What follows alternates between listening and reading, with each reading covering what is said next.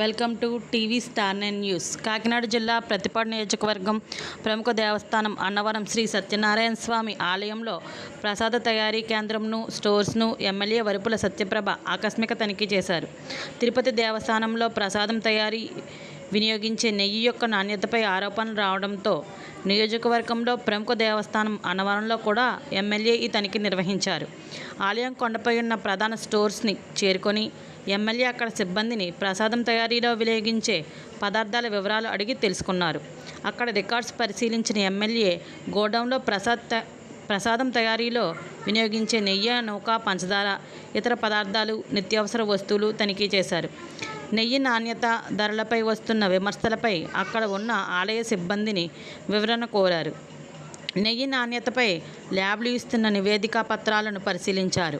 కార్యక్రమంలో ఎన్ఏడి శ్రేణులు ఆమె వెంట ఉన్నారు.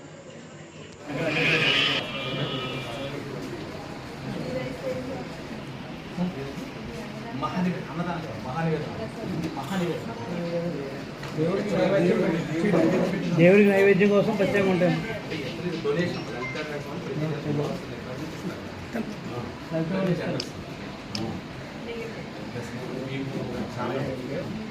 నైవేద్యం సరిపోవడానికి కూడా ఎంతో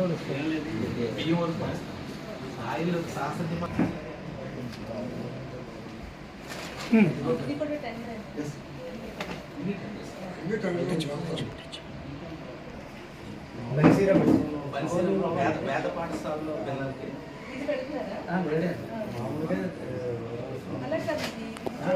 పురుగులు పట్టులు పడుతుంది. ఇది మీరేమో పిల్లలకి అంటున్నారు. అంటే యాక్చువల్గా వాళ్ళకి ఇచ్చామండి.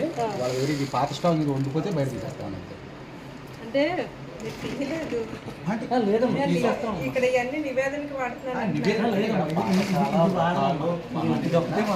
ఇది యాక్చువల్గా ఇది టిఫిన్ పెట్టారనుకుంటా.